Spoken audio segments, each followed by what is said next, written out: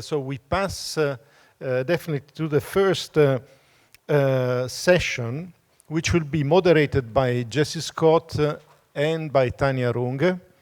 And it is a session related to decision-making under a changing climate, matching users' needs, providing solutions.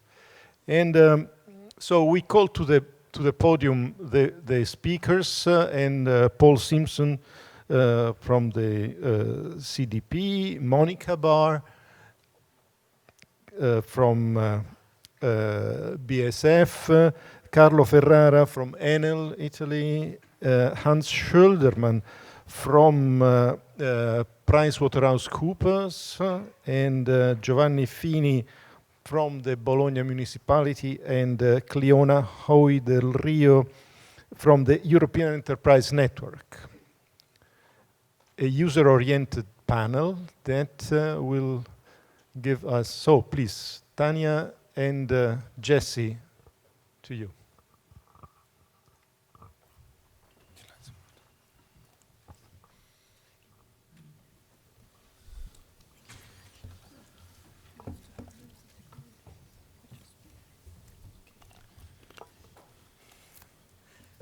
You see, I'm already struggling with the technology, but it's working.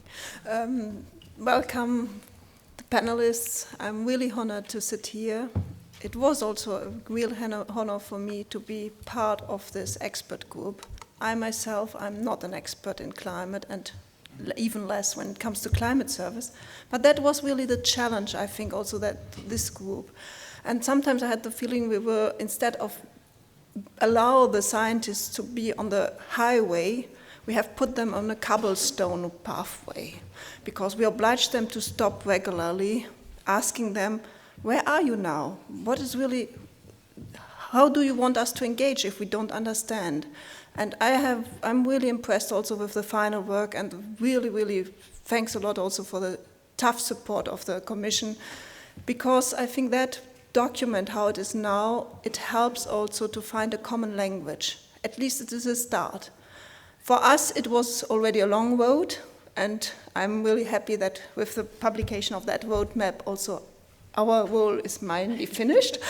But I think it is a very engaging start, that document, for all those who want to engage on the road of climate service, and including the community I represent. This is the agriculture sector. There still needs to be a lot of work to get that terminology known. It took nearly 10 years to get familiar with the name of climate smart agriculture, and in a moment we have a conference in Montpellier on this, but I'm persuaded that we are going in that right direction. We are co-chairing, and I indicated that we are not co-chairing on a car, but in a pilot type. This means that both will take an active role sitting aside. So Jesse, thanks a lot for sitting aside now, but you will take over the question and answer session, and I will immediately pass now to Paul Simpson, who is CEO for the Carbon Disclosure Project. Thanks a lot.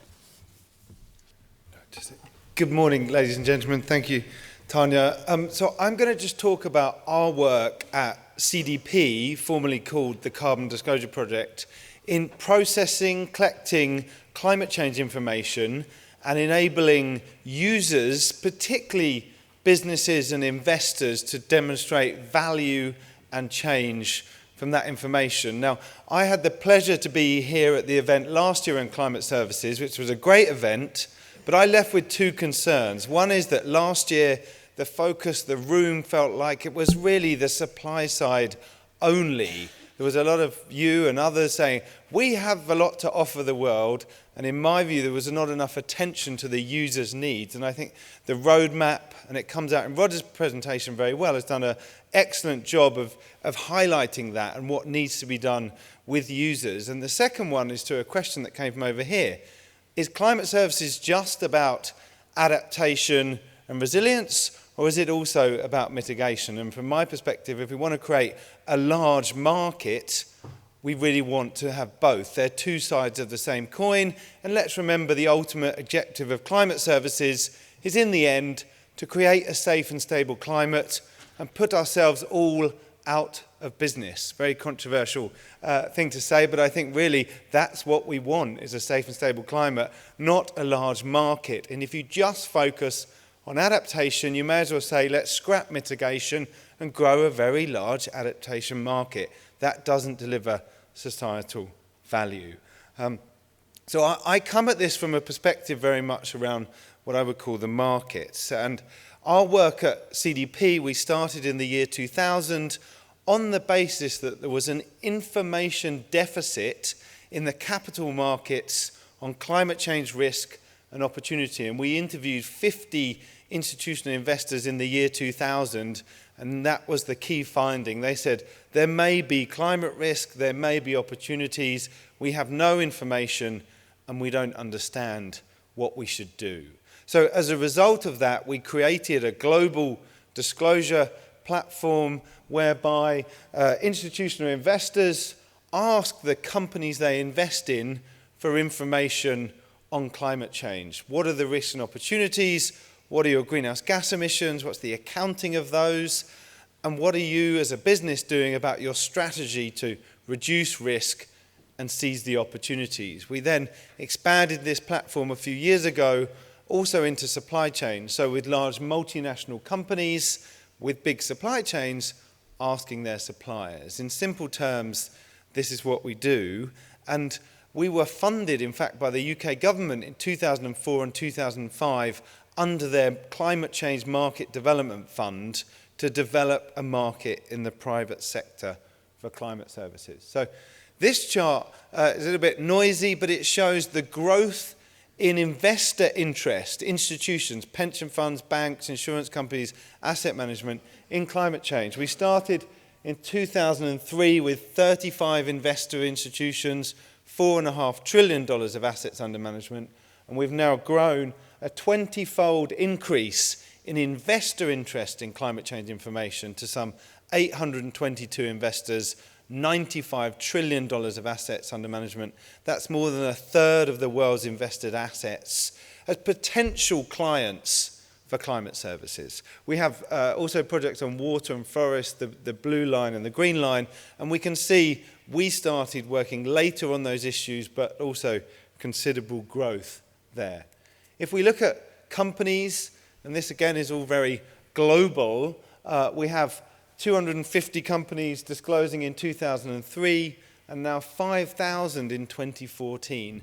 More than 1,300 of those companies are from within Europe. They're all collecting climate change information, they're disclosing it, and what they really want to do is create value for their businesses from it. And I think that is an enormous opportunity, an enormous market that is exciting for us all to consider. So this is covered very much in the roadmap. I have to admit, I read the roadmap on the train here yesterday and wrote my presentation before that. But what is really important, I think, is about the users. And I think the roadmap does a good job of addressing that. And as it points out, historically, the largest users, the largest budgets have really come from governments and government-funded institutions. I would say that if you want to grow the market, probably the largest growth will come then from the private sector because they have large budgets and they are increasingly engaging with these issues. And the public sector budgets are somewhat constrained and perhaps unlikely to grow. Now, what do the users really want? As Roger talked a lot about this. But I think the best thing is to think about, they don't really think about we need climate services. They think about their strategic objectives. So businesses want to grow, they want to increase profit, returns to shareholders. Investors want to deliver financial returns for their beneficiaries, to manage risk and seize opportunities. So it's linking what the climate change world can do for those needs, driving efficiency, driving innovation, critical things that are just standard objectives of business and investors. And it's how can we help them in those objectives? What climate change does is create a different world in the future from the past, increases uncertainty, and therefore creates this need for better information, better tools for better decisions, as Roger has highlighted extremely well earlier.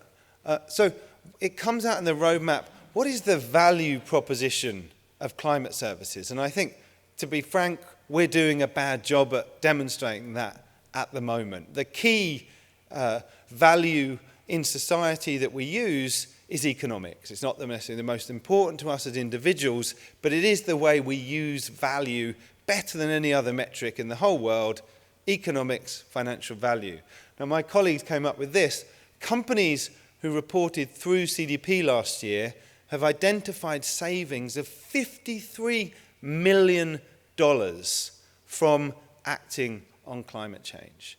What that means is they'll be willing to invest some dollars or euros in realizing that value. And I think all of us in this room need to come up with stronger propositions like this. A couple more examples. Our water program, the 1,000 companies reporting on water found 1,500 business opportunities by acting to safeguard water resources. In our supply chain program, with 70 multinational firms like Unilever, Dell, Procter & Gamble, Walmart, working with thousands of suppliers, last year reduced 3.5 million tons of greenhouse gas emissions, where the big company works with its smaller suppliers to help them manage energy costs. So just one example, we've been working with Walmart, the world's largest retailer, for the last few years. They came to us and said, okay, finally we're going to start to measure our greenhouse gas emissions and report to CDP. They resisted for the first few years. We're going to employ a consultant to help us. That's a climate service. They thought the largest source of emissions for Walmart was from the trucks. They own 1% of all the trucks on the road in the United States. They measure their emissions and discovered the largest source of greenhouse gas emissions for Walmart is leaking refrigerants. Now, they love this because they can stop the refrigerants leaking, but they can't take the trucks off the road. They employ engineers to come in and stop the refrigerants leaking. Then they say, okay, we've measured our emissions, but we realize we spend $2 billion a year on energy in our own operations and $20 billion a year in our supply chain. How can we reduce energy use as a direct correlation to reducing greenhouse gas emissions by 10% in our supply chain, taking out millions of tons and saving these $2 billion target? And I think it's stories like that from companies they're all on a journey. None of us have a solution to climate change. If we did, we'd already be billionaires and not sitting here today. So this is just a few slides showing some of the data that we have at CDP. Last year, some 8,000 emissions reduction projects that companies are undertaking were reported through CDP. This is public data. You can gain access to it. But for the businesses as a user, what's really valuable here? It doesn't show up so well on the chart, but up here is payback periods. If you make this investment, how long does it take to pay back? These areas here pay back within 1 year. So behavioural change, more than half of behavioural change initiatives pay back within the first year. It's fairly obvious why. They're low cost, quick benefit. But this is gold dust for business. Why not take these? Energy efficiency paying back within 1 year and 3 years. Over 2,000 activities businesses are taking that will pay back within 3 years. Again, this is just good business, then taking action on climate change can really help with that. Other issues like transport, investing in low carbon energy, some quick wins and low paybacks and some longer term investments that are required. But it's only with this information that people can get better at making those investments. Another thing that companies really like to do is benchmarking. It's quite funny in our work, the thing the company most wants to know is how do they compare with their competitors, because everybody's worried about career risk and comparing badly and not keeping their job. So this shows how companies are setting greenhouse gas emissions reduction targets from 2005 to 2050. Very few companies are setting targets out to 2050. It's not really surprising because most governments haven't done so yet, although the science tells us we have to. Most targets out just to 2015 or 2020. companies are waiting to set targets and looking what policy will guide them. But again, the climate services have a huge opportunity to help them set targets and to help them meet them. This is a very colourful chart on physical risks. Now this, what we call physical risk at CDP, is what you from the science and meteorological organisations call climate services. But this is looking at companies trying to predict how will we be impacted by future changes in climate. We all know what they are. The time frames here, I'm not really going to go into this chart, but what we see is companies are realising they're being impacted increasingly now or within the next 5 years. And what you see, though, is a bit further out, after 6 years, they know they're going to be more impacted in the future. And there is a huge opportunity here because companies really struggle. How will they be impacted by physical risks? We are doing some work with the insurance sector to learn from the insurance sector to help businesses better understand risk from a changing climate. How can they then build resilience into their business? And it's events like Hurricane Sandy in New York, the Thai floods that have massive implications on supply chains that have created now a resilience mindset in business that is a huge opportunity for climate services. Just quickly to talk about the investment community, obviously very different to the business community, and there are different actors in the investment community: pension funds, insurance companies, asset managers, banks, etc. To get very technical in the investment community, you have the sell side and the buy side. The buy side are making investments, the sell side are selling opportunities for investment, but they all use data in different ways. So we have to categorize our users. And in fact, Goldman Sachs, who really represent both the sell and buy side, said to us, we can use your quantitative data because it fits with our models. We can't use, or we struggle to use, your qualitative data because it doesn't fit into our quantitative models. However, we think there might be more value in your quantitative data. So again, there's an opportunity. How can we translate, and Roger talked about this, what we know into the same metrics, tools and systems that the users have? One of the ways we do that at CDP is we rank companies on their climate change performance, the actions they are taking to better manage risk, reduce emissions, seize opportunity. What we know is that investors are kind of interested in that, but the way to get them really interested is to link those rankings with financial performance. And this looks like many charts you see in the investment world, but it links climate performance with financial performance and shows that the companies taking most action on climate change deliver better financial returns. And off the back of that, investors can start to develop new products and services. And this really gets the attention of many traditional investors. Just a case study, we do a lot of work with NBIM, Norges Bank Investment Management, the fund manager of the Norwegian pension fund. They use CDP data, integrate it into their models to better assess risk.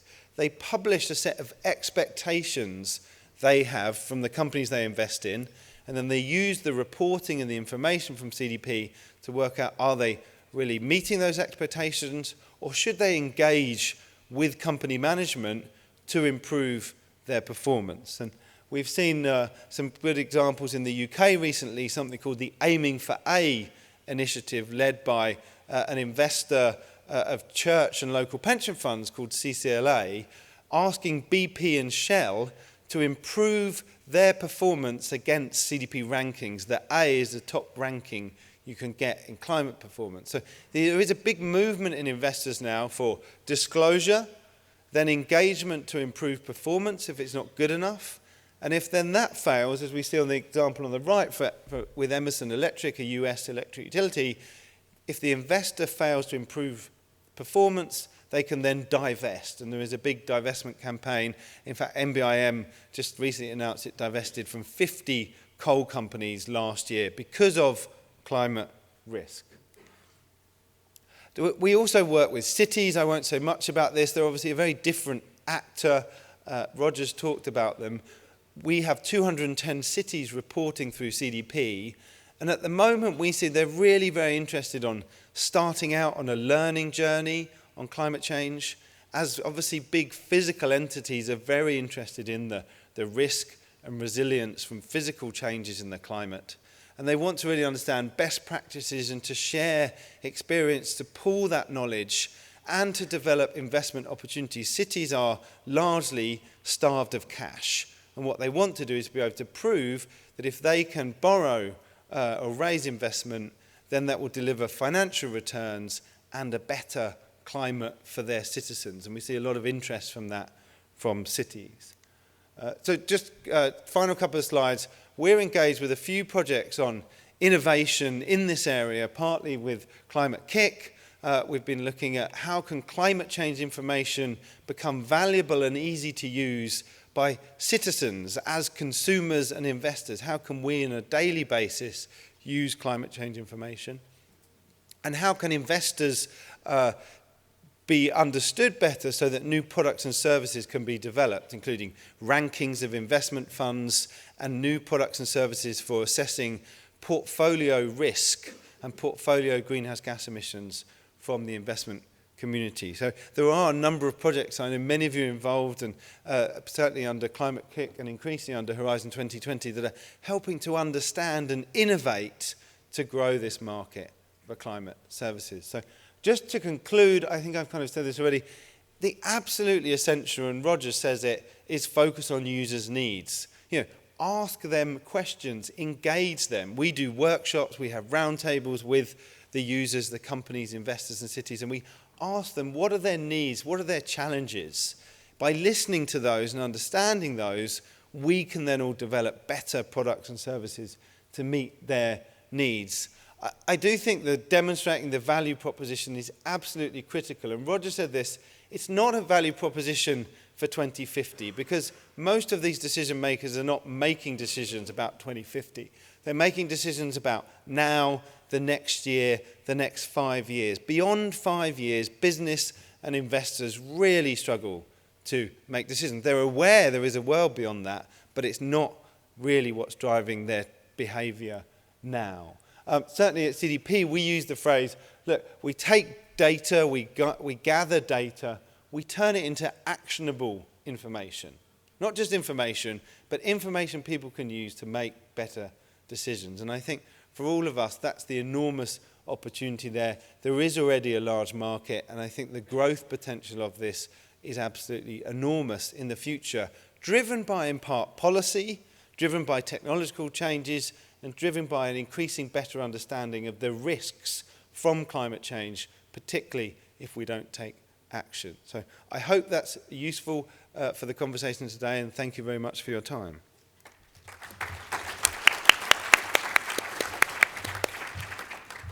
Thanks a lot for your interesting presentation. We continue immediately with Monica Baer, who will show what the company is doing when it comes to climate services. Ladies and gentlemen, I'm very glad to present you the typical engaged end user of climate services, and I represent a multinational company. So let me start. You see here some of our worldwide sites, and I would like to guide you through the climate change adaptation framework.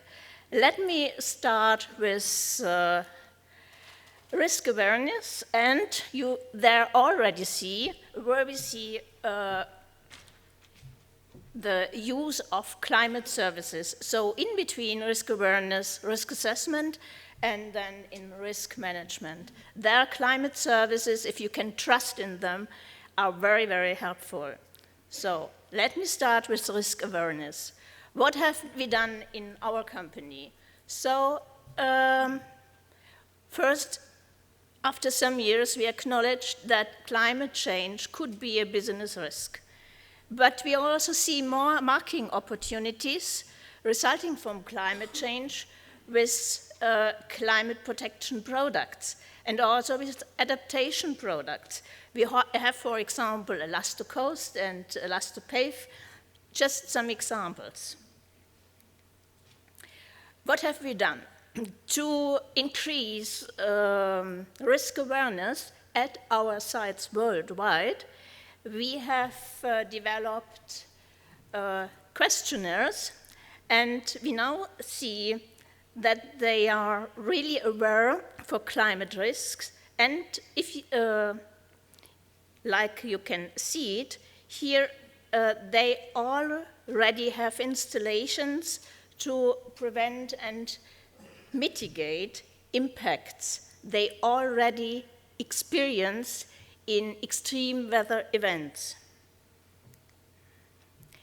What lessons have we learned? So, as I already said, sites are well prepared for climate hazards, and what is important, with intensities that occurred already in the past.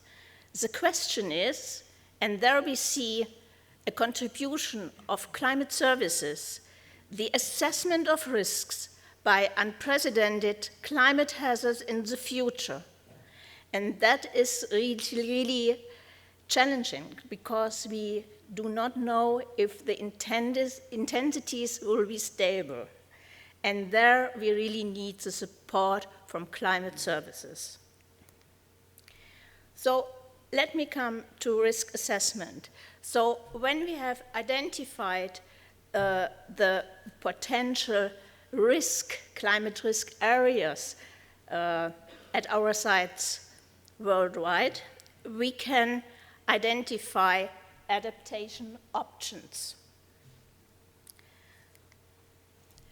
What have we done with risk assessment? So we started first in Europe, because there a lot of data and well-experienced centers of expertise are available to get the information. We worked together with the Climate Service Center and made an evaluation of regional climate projections ensemble for our BASF sites in Europe. These are the small black dots. So, but we also here have learned some lessons. And one of the most important lessons we have learned when we received the report of our project, it was very, very difficult to translate the results of the regional model projections for our end user at the sites. That was really, we had there a lot of discussions. So we thought about a second project, because in the meantime, there were available at the Climate Service Center the so-called climate fact sheets on country level. So that was for us a nice experiment to send these climate fact sheets that were developed together with the KfW Bank and now available on cost-free at the Climate Service Center. So we tested them, sent them to our environmental specialists at the sites, and looked for lessons we can learn. Once again, for our end user now at the site, these climate fact sheets were not easy to read. Nevertheless, there is an excellent manual available, but they will not take the time to read how to read the climate fact sheets.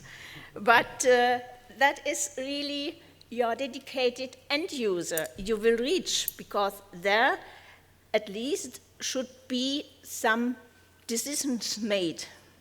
So they recognized very much the text summary and the graphical expert information. Really excellent, and especially also the well-prepared associated uncertainties. Nevertheless, what we have heard, our end users want to know site-specific data. So that is what they want, and then they can start their investments. or preventions or projects to mitigate risks.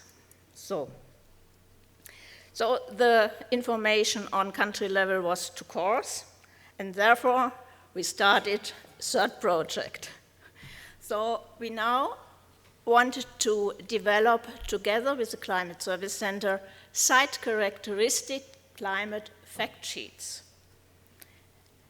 And our aim, together with the Climate Service Center, is to bridge the gap between global climate protection and site-specific impacts. And that is really for us very, very important.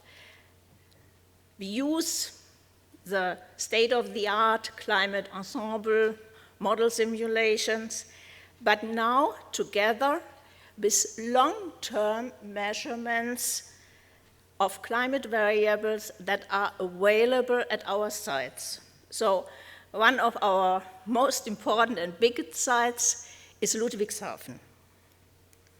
And there we also have most of these data available. So the idea was to go from the global climate models to the regional and then to the site-specific data. And we would like to do that with the evaluation of the model ensembles together with our long-term on-site measurements. And these long-term measurements are over at least 1, 2, and 3 climate periods, so really long-time measurements. We have meteorological data, and a variable that is very important for us is the temperature of River Rhine. We also have from our National Weather Service data at a nearby station in Mannheim. So these are the basic data. Nevertheless, already we have some constraints. So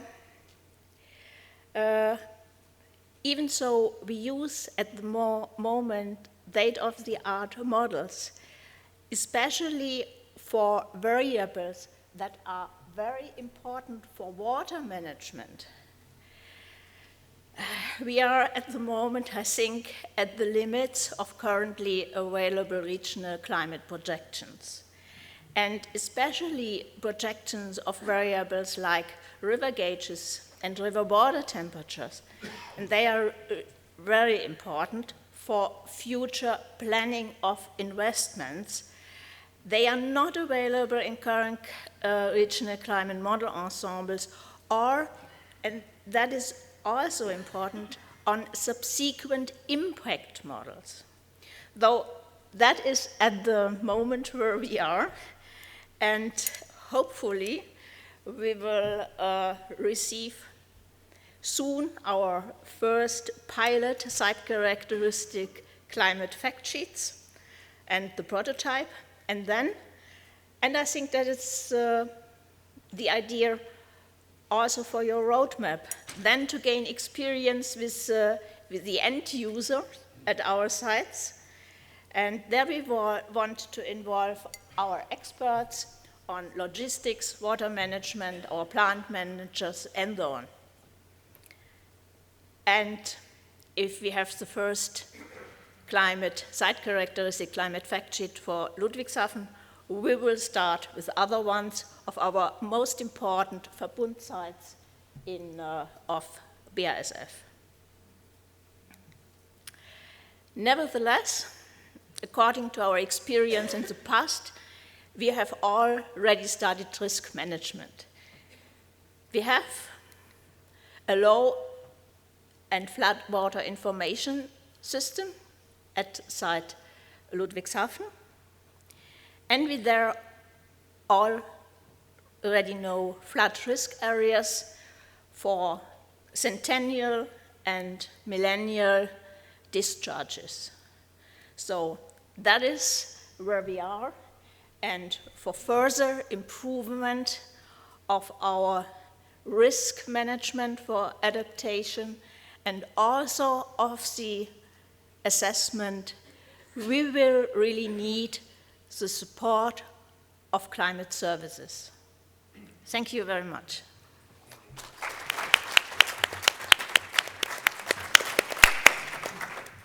Thanks a lot for having taken us along your long journey and your experiences. And I see that you really would like to continue, and I have the feeling that it's a promising approach.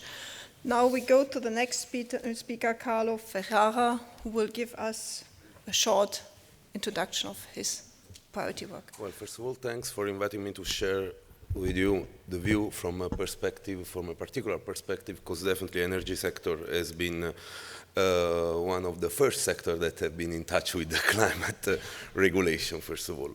I give you a couple of slides just to let you understand the background, my point of view, and sorry, because all the data are referred to Consolidate 2013, because just in a couple of days, our CEO is going to deliver to the analyst 2014 official data. But by the way, they're emblematic of the trend that we have been passing.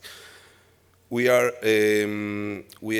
present in 40 countries and direct operation in 23 countries. Main presence in Europe, Russia, and South and North America, with a very well-balanced structure in terms of mix of generation, as you can see, and with the growing percentage of the renewables that will be confirmed by the next investment plan that actually is allocating almost all the new investment in renewable, plus updating the traditional generation.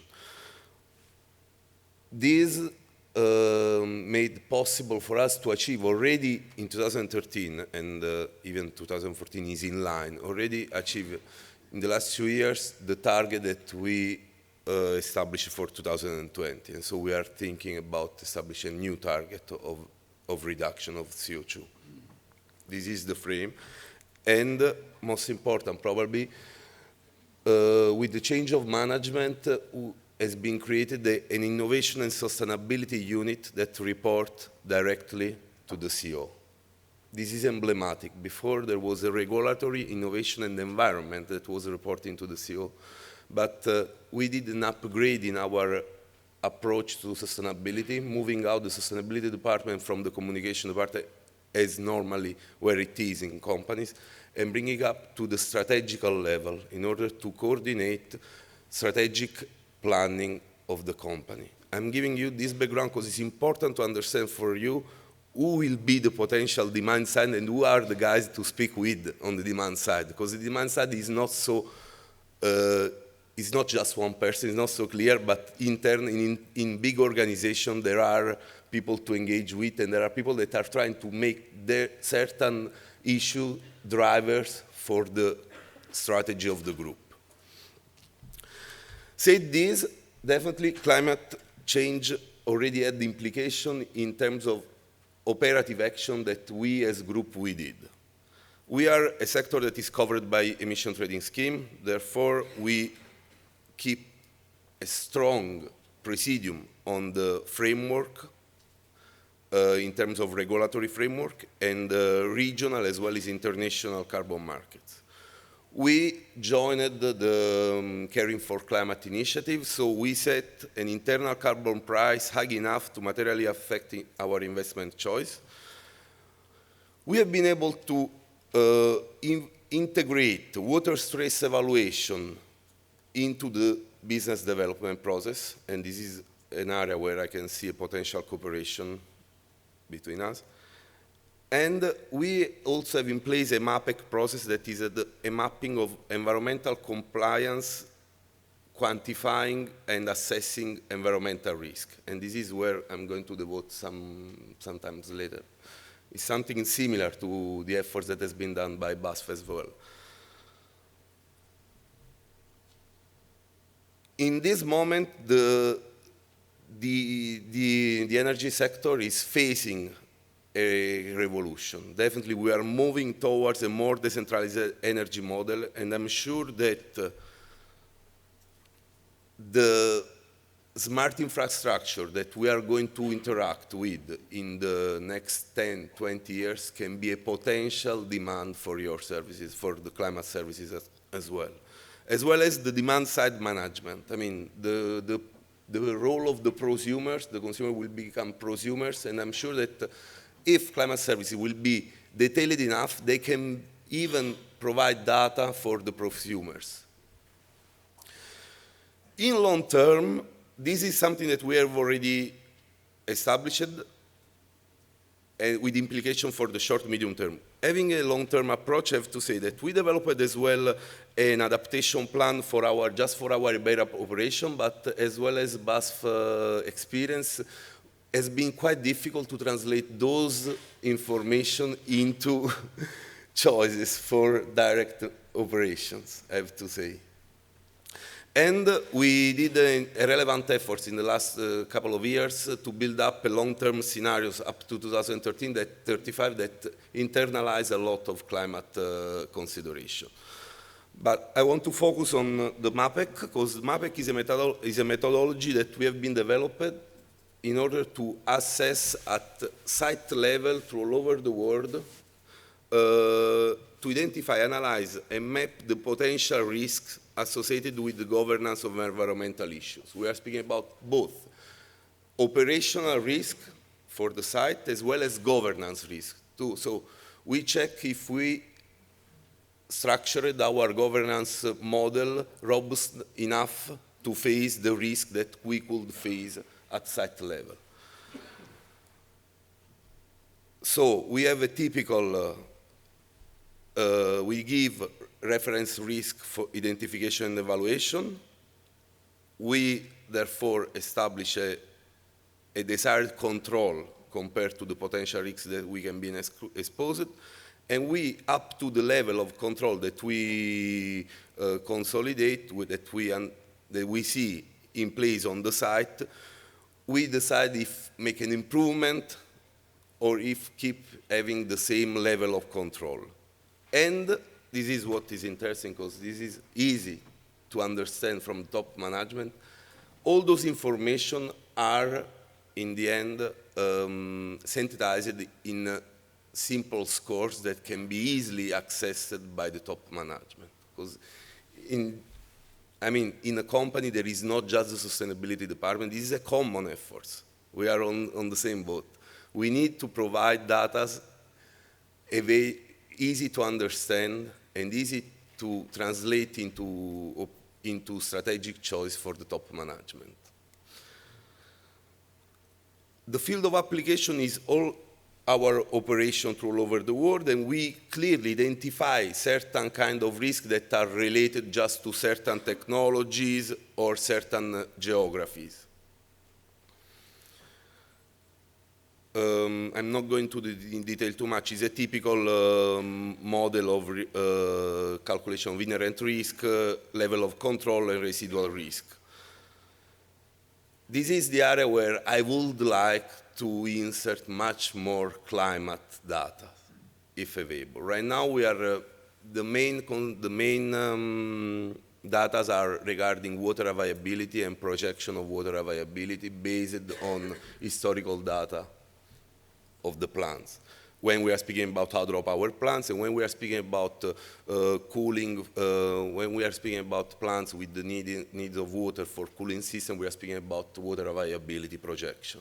But this is where I can see definitely huge demand for services, for climate services.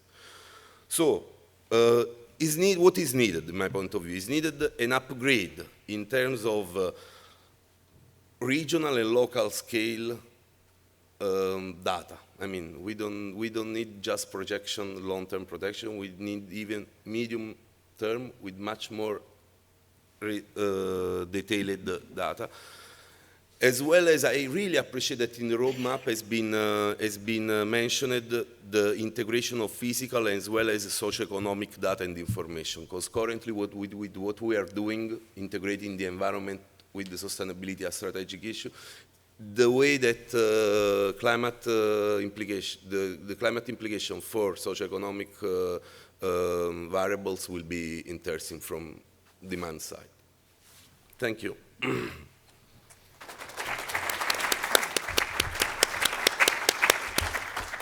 Thanks a lot. We pass immediately to Hans Schuldermann for his presentation. Thanks. Yes, good afternoon, everybody. My name is Hans Scholderman. I'm a partner of the Sustainability and Climate Change team based in the Netherlands. Well, it's clear that water, climate change, and biodiversity are listed as key risks by the World Economic Forum. This year we did again a CEO survey, and I thought, well, just have a look how climate change is on the list of the CEO. And to be honest, I was a bit surprised. Climate change is not on their list anymore, not specifically. And actually, Paul already mentioned it. Climate change is hardly dealt with in a strategic way. It's driven by policies, by regulations, by market considerations. So you see here some items like over-regulation. Well, is this with regard to, for instance, EU ETS? Or shifting consumer spending and behaviors? Do they really want to buy climate-friendly, carbon-efficient products, yes or no? New market entrants. So it's not that specifically on the list of the CEO, who is actually also the chief sustainability officer of a company. These are the guys that are really making the decision. So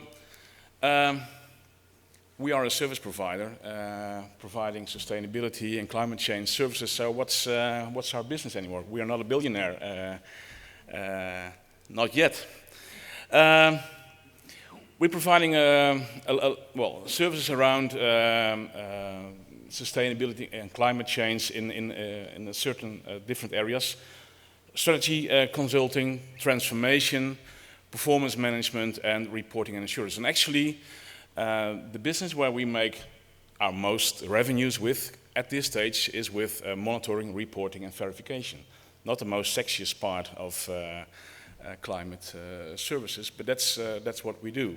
Currently we're supporting the Commission, DG Climate Action, with the MRV for the shipping that is to come up in 2017. So it's about providing trust to data that is used by companies and other stakeholders.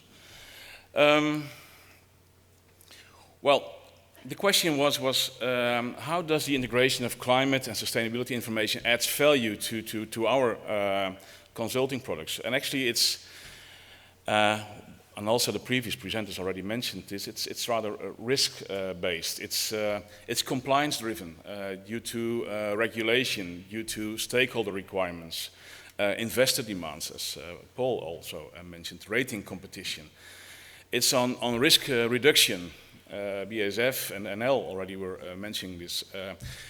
We are being involved in due diligence projects where we are being asked to provide an opinion on the climate risks, for instance. It's on cost reduction, and this is of course the most interesting part. Well, how can you make really money as a company with climate change and adapting to it? Can you really approach new customer segments? Can you differentiate your product and your market to be more attractive? What do we do? We're doing a lot of projects, and as I said, the most money we make with MRV and verification, but there are also some strategic projects, mainly focusing, and I have two examples here, on identifying the impact of a climate risk in the supply chains of a company.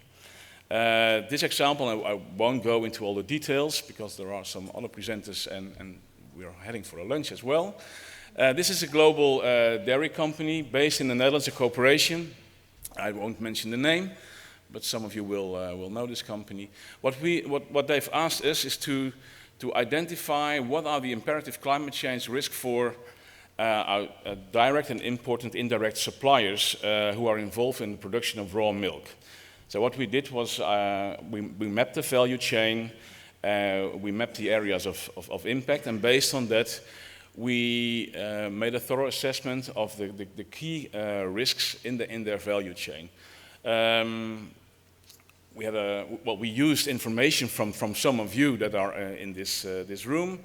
We had a lot of stakeholder consultations and interviews. We presented this with the executive board of the company, because they really have to respond to this. And we conducted and reviewed the company's external sustainability reporting process. So what was then the value to the client? It was a clear understanding of what are my climate change risks, how are we impacted, and well, where in the value chain should we really mitigate. And again, this is also mentioned by Anel, it still is difficult to operationalize this into real actionable items. Another example, we worked with a UK supermarket to actually assess well, what are their risks in the supply chain with regard to the fruit and vegetables supply. They get those berries and bananas from all over the world, and we as a consumer want to have these products every day in a year. So strawberries in the Netherlands, I want to have them also with Christmas, but where do you get these strawberries? And are you able, as a supermarket, as a retailer, to provide these berries now, but also in future years? We used well, existing data, and we put this in an own model, and then based on the specific customer needs, we made these projections. Allowing the company to really understand where are they at risk and with which suppliers they really should have a discussion in well, mitigating these risks. This is just a short overview. Thank you very much for your attention.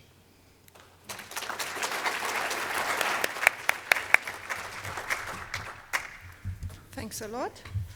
Now I would like to pass to Giovanni Fini.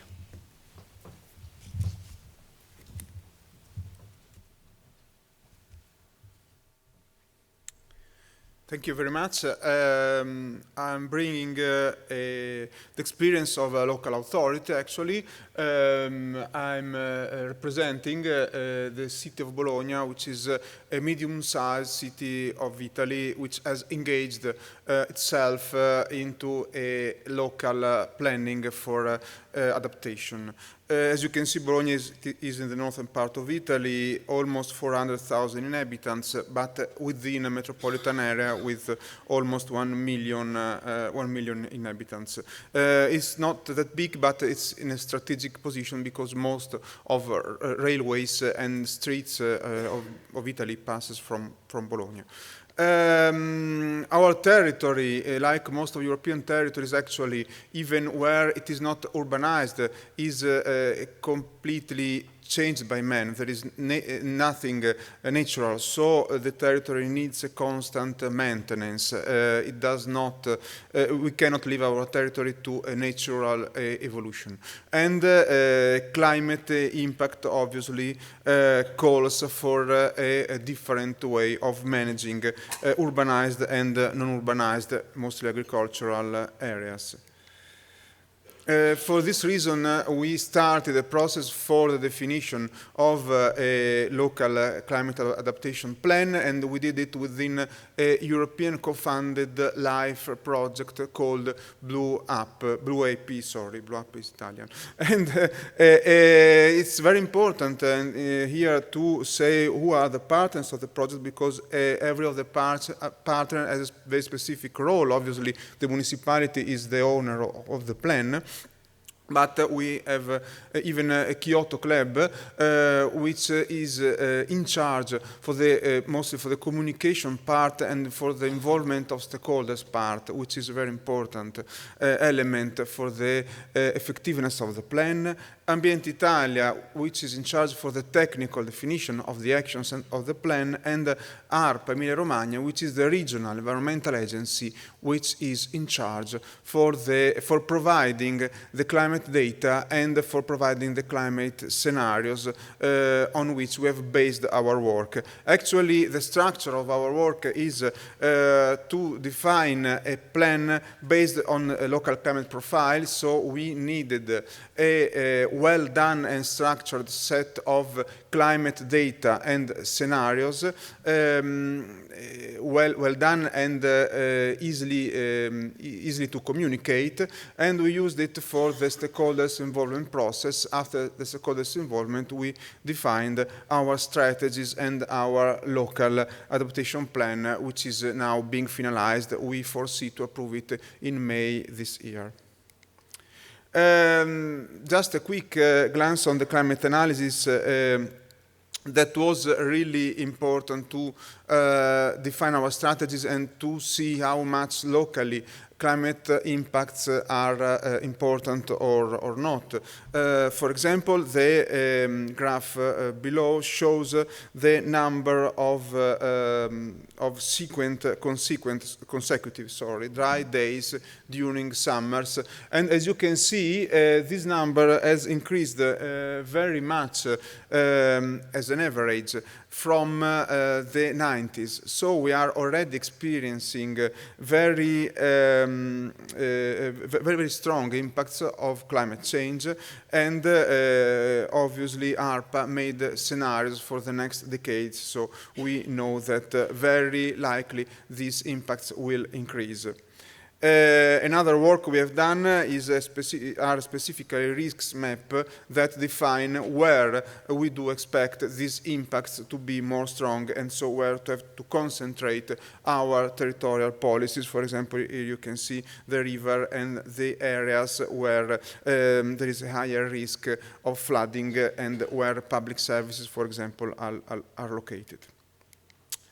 So coming to the plan, we identified three main hazards, which are quite typical of mostly of our European realities, that are heat waves, so the sanitary impacts of climate change, the water scarcity, so the fact that we have to deal with a specific resource, water, which is decreasing in these years, and the extreme rainfalls event, so the hazards, the risk coming from these events.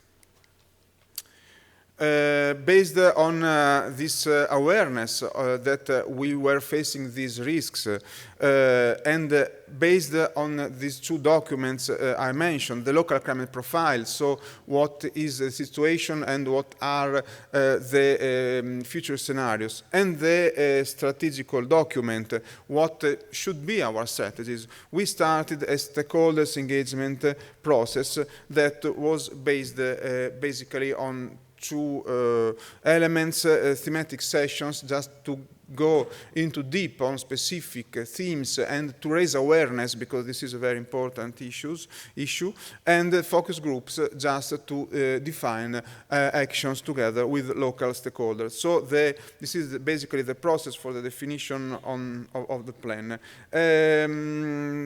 After we closed our stakeholders engagement forum, the Commission launched the Mayors Adapt, the Mayors Adapt strategy that we have signed with many other cities. This is a picture of the first ceremony which took place in autumn 2014.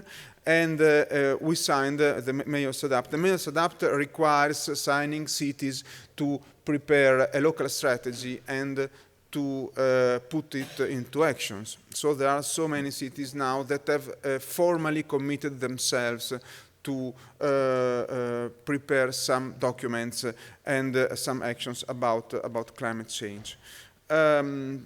After this, we finalized the first part of our plan, because our plan, we decided to divide our plan into two parts. The first one is the strategic part, as I said, that complies in some way with the commitments of Mayor's Adapt signature.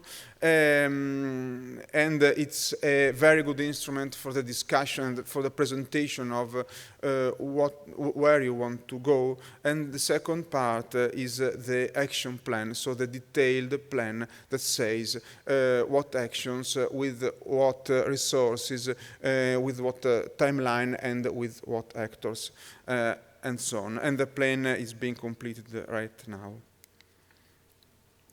Just to finish the presentation, so this is the main structure of our work. We set three main vulnerabilities: heat waves and water scarcity and extreme rain event. And for any vulnerability, we defined strategies to solve the problem and to reduce the risk and the impact. For any of these strategies, we defined measurable targets because we have to monitor the plan while we implement it. And for reaching any of the targets, we are preparing specific measures. So the left part of the slide deals with the strategy, and it can be found in the strategic document, and the other part, the right part, deals with the action plan. There are two main points that we are facing and that I think are still hard points to be faced by local authorities. The first one is about governance, because adaptation calls for so many agencies and public bodies to work together, and any of them has a specific task and a specific elements to work on. So this is something that cannot be based only on voluntary on a voluntary approach, but has to be explored and organized. And the second element is about resources, costs, and money. We all have budgets for actions for the security of the territory and so on, but we don't have a specific tool still, a simple tool and available tool to evaluate what is the relationship between the risk and investment. So it's still a little bit difficult to have a parameter to evaluate whether an intervention is useful or not, and to what extent. Thank you so much. Thanks a lot. Now we are coming to the final speaker of this session, Ms. Cleona Howie Del Rio. Please, the floor is yours.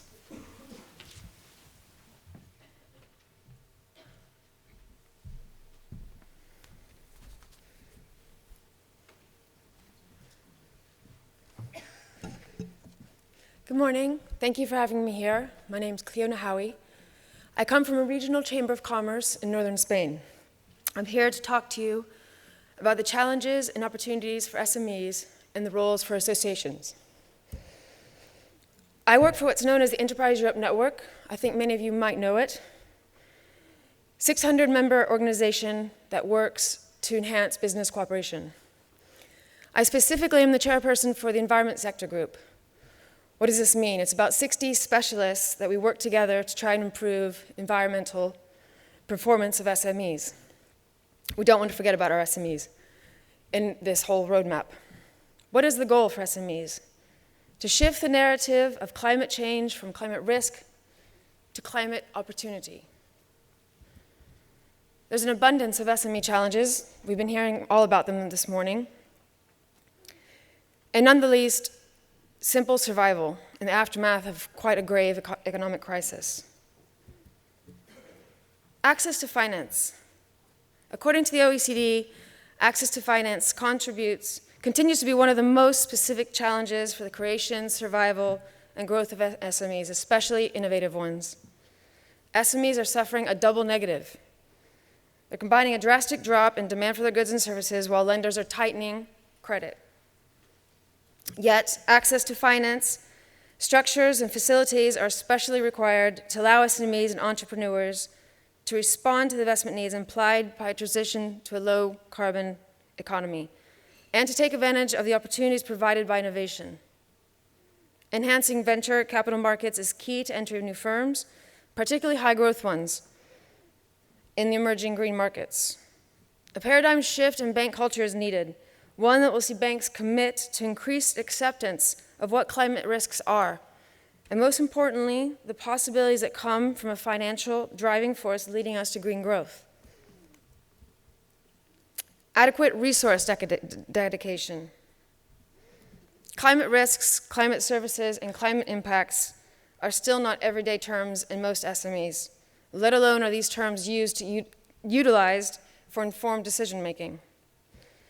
SMEs generally rely on-the-job forms of training, yet it's clear that these are not sufficient to address climate service requirements. For these reasons, climate services often drop down the priority list. In fact, I've seen many a case of reluctance to reveal carbon footprint due to increased compliance requirements. An example is SME chemical management and REACH and CLP compliance. The feeling is, if I admit to something, I then have to commit to proper handling of it, which increments my costs and time in dealing with something that up till now, quite frankly, hasn't been a problem. Moreover, SMEs struggle to transition to a holistic life cycle perspective in running their businesses, instead of the much-used method of end-of-pipe technical solutions. Integrated environmental strategies and management systems are huge needs of SMEs. However, business owners are challenged to make this fundamental switch in focus due to resource and time restraints. And sometimes it's even just fear of the unknown. Access to information. The capacity of SMEs to reduce their carbon footprint largely depends on access to information about the environmental impacts of their activities, as well as the availability of information on what are cleaner alternatives. New business models do exist, but lack of technical knowledge, such as eco-design, lead SMEs to feel confused and overwhelmed, which hints towards a conclusion that the information out there doesn't wholly convince them to reduce their environmental impacts of their products, from raw material acquisition through to production, and finally to recycling and disposal. We need to ask the questions: do SMEs grasp the full benefits of eco-efficiency and sustainability? Is the information provided able to wash away doubts and lay down clear a bottom line? SMEs also question the trustworthiness of climate sources, especially when being sold climate services. Climate services are much like the new kid on the block. Company owners want to see proven past performances when selecting their environmental service providers, and many of these professionals lack a CV that clearly demonstrate cases of down-the-line economic benefits, something all SMEs want to be guaranteed. Remember, SMEs don't have the budget to hire top-quality consultants. Timeframes. I think the recently published roadmap says it best. There's a clear mismatch of timescales for climate decision-making when compared to everyday business decision-making. In the last 5 years, SMEs have been, quite frankly, desperate to get back on their feet or make strong strides towards a new establishment. And decision-making timeframes were often planned around measures that don't calculate changing climate. However, this will not be the case in the foreseeable future. Sadly, as climate risks become more visible and commonplace, timescales are changing, and SMEs, like it or not, are being forced to include climate risks in their short-term plans and decisions. I can see evidence of this happening already. Too many companies along the supply chain are impacted upon by strange weather patterns or extreme conditions, making it necessary to shift the criteria that shape decisions. Technical capacity. SMEs suffer from green scale shortages, and little investment is dedicated to rectify this situation. Furthermore, in many smaller regions, and repeating a challenge previously mentioned, many climate service providers simply lack the experience in providing high-quality integrated services, such as life cycle analysis or carbon footprint measurement. SMEs are willing to pay for services sometimes, but struggle to feel comfortable with the providers on offer, and may opt out or delay this initiative. Inconsistent policy. The government must not sleep until it succeeds in reducing uncertainty. Taking action to put green growth on an even playing field with conventional growth is fundamental to meeting the challenges I've been describing. Consistent and predictable regulation is needed. Clear market signals are essential to establish the market certainty so needed by SMEs to plan long-term investments in sustainable practices and eco-innovation. Importantly, this also holds true for providing incentives for new startups. As cost reduction is currently the main driver for eco-efficiency among SMEs, policy should favor a greater focus on integrated environmental strategies and responsible management practices. These can also include, when apt, non-technological changes and innovations. It's incredibly frustrating to me to be promoting eco-innovation and improved environmental performance to my companies and see governments that are still allowing lobbyists to convince them to reduce landfill tax instead of implementing waste-to-resource programs, such as byproduct exchange between regional industries, fostering industrial symbiosis. On the other hand, it's encouraging to work with associations that aim to provide quality information and knowledge, actively increasing SMEs and entrepreneurship's awareness. Associations can and should serve to connect SMEs to knowledge networks, as this is crucial for favoring adoption to or anticipation of green-led changes. Local ecosystems of firms, institutions, organizations constitute important players for the implementation of strategies, and they strengthen links between the different stakeholders at local levels. Associations can help identify the main challenges SMEs face, adapting to the requirements of a greener economy, and thus in turn helping intermediaries like me better identify green market opportunities through competitive intelligence, technology transfer, and business cooperation. As chairperson for the Enterprise Europe Network Environmental Sector Group, I actively seek partnerships and collaborations with associations. Each successful establishment of these working relationships provides a wealth of opportunities for me and my sector group members. This then translates into opportunities for our cumulative hundreds of SMEs. Emphasizing the conclusions in the last slide, intermediary organizations need to work closely with industry associations to ensure that climate service information is effectively passed up and down the supply chain. This is important for making sure appropriate risk management measures are implemented. Intermediaries, again like myself, can work to highlight best practice case studies that have successfully tackled challenges that we are identifying here today. Going back to the chemical management example and REACH compliance that I gave before, my role and the role of purveyors, as Roger Street used the word, should be to introduce the benefits of sustainable chemical substitution, not solely for potential cost savings, but also in a bid to green a company's supply chain. These positive actions can be used to promote the company to its clients, which in turn lead to taking marketing avenues not previously taken. Continuing with this good mood swing, let us look forward down the road into greener fields. The good news is there's a bounty of opportunity for change. So it's not clearly all doom and gloom. Emerging green business opportunities are the key to triggering economic development. And this is so true with not just big companies, but especially SMEs. They are recognizing climate resilience as fundamental to making good, sustainable business solutions. They want to shape growth patterns that will avoid high-risk pathways and lead to new opportunities for them. Previously hesitant companies are starting to come forward and committing to improving their environmental performance.